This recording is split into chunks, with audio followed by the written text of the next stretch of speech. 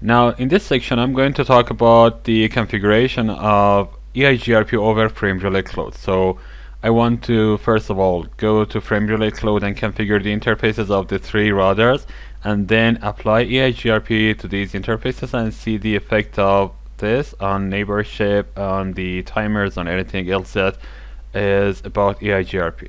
So let's go and start in router 3. First of all, I want to go to enable mode and configuration mode, and under interface serial 00 I want to make sure that encapsulation is frame relay. So whenever I did this, I can go and start configuring my frame relay configuration. First of all, I want to make sure that any information that comes through LMIs are discarded, because I want to have frame relay mapping and I want to have them statically. So I disable no inverse or no frame relay inverse ARP will disable any information that comes from this. So first of all, I should make sure that everything is cleared. Do clear frame relay in ARP, and this is the table that holds the frame relay mappings that are dynamically there or statically. I clear them, and now start frame relay mapping. Frame relay mapping IP, that is gonna be 10.0.0.1, and it is available. It is available through 301 DLC. And because I want to have Eigrp over this link, and I know that Eigrp sends its hello using multicast, I need to enable multicast support, that is using the broadcast keyword here. Now that I have enabled this, I'm sure that Eigrp can have neighborship done. So I want to have the same configuration for DLC number 302, and it will go to 10.0.0.2. Now I have the configuration on router 3, that is the hub, and I want to go to router 1 and have the configuration here. So I go to enable mode, configuration mode, interface serial 00, and now I change the encapsulation to frame relay. No frame relay inverse ARP. And now that I have disabled inverse ARP, I can go and start frame relay mapping. Frame relay map IP 10.0.0.3, and it is available through 103, and it should be broadcast enabled. That means multicast and broadcast can be sent over this link. Now I want to use the same DLC to reach 10.0.0.2, so I will update this. First of all, I should delete the broadcast because I have assigned broadcast to DLC in my previous command, and I can go and add this lineup command, and now I should be able to reach to these two. And of course I should create frame relay mapping on router 2 as well. So I will do this here. Interface serial 00. Encapsulation is frame relay. No frame relay inverse ARP. And now frame relay mapping IP to 10.0.0.3 can be reachable through 203, and it should support broadcast. And now I will use the same link to reach to router 1, and you can see that it tells me address already in map. If I show running of interface serial 00, you can see that I haven't added the mapping, and this tells me that this is already in the table dynamically. So I should clear the table. Do clear frame relay in ARP, and this will clear the table. And now that I have cleared this, I can be able to add this mapping to my configuration. And let's see the interface running config. You can see that there. Now let's check the reachability using ping command. 10.0.0.1 is reachable, and this will tell me that 10.0.0.3 is reachable as well. So I have configured frame relay, I have added broadcast support to them, and the only thing that I should add is adding these interfaces to Eigrp process. So let's go to router Eigrp 100 and add this network 10.0.0.1 0.0.0.0 to Eigrp process. I want to save the configuration, and router to router Eigrp 100 will have this network to 10.0.0.2 and save the configuration here. And now R3 is the hub, so by configuring this I should see that Eigrp neighborship is created. So I add network 10.0.0.3 0.0.0.0 and you can see that the neighborship is done.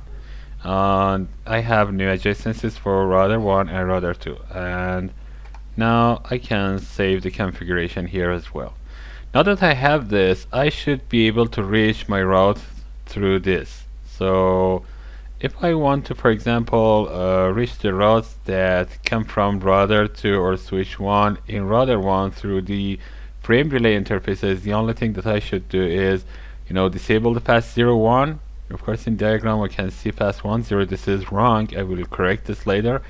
And I will disable this link by shutting it down or increasing the delay amount so that this is not a preferred path. And of course I should increase the delay on path 0, 0 as well, and then I can see that rows are coming through frame relay interface. But just take a look at this. I have router 3 here as my hub, and look what happens when I do what I want to do. I go to router 1 and go to interface path 0, 0. But before that, let's check the connectivity to show IP route, and you can see that I have reachability to loopback interface of switch 1, and it is biased to router 2 because router 2's link is the direct link to router 1. So I want to increase the delay, and delay is one of the factors that Eigrp takes into consideration whenever it's calculates the metrics. So I can add the delay to this much. I want to make this the highest possible. And on interface path 0, 1 I do the same thing. Now these paths are not preferred. Let's check this to show IP route, and of course still I am reaching through the LAN connection to this destination, and that's because I cannot reach it through the frame relay interface. So if I want to shut down these interfaces, and I'm not going to shut down them later on when I corrected the issue, I will come back. Let's shut down path 0, 0 and path 0, 1. And now that I have shut it down, you can see that showing IP route will tell me I cannot reach router 2's and switch 1's loopback interfaces or any other interface. Although I know that there is a path to reach router 2 and switch 1. And why is this like this? This is the problem. I have an interface here, and Eigrp has split horizon on. That means any route that I receive through this interface, I will not send it out this interface. This is to prevent from loops.